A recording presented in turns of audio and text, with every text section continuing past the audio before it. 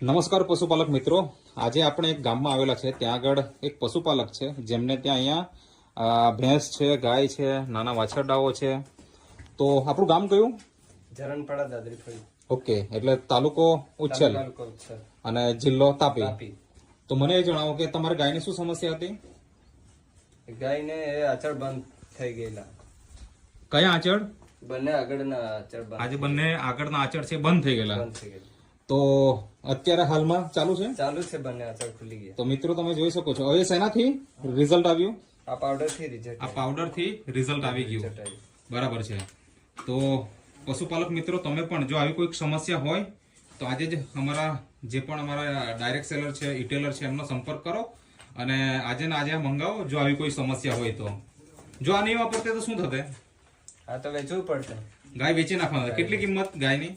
ગાયની તો હમણાં વેચવું પડતે તો 10-1 જતે.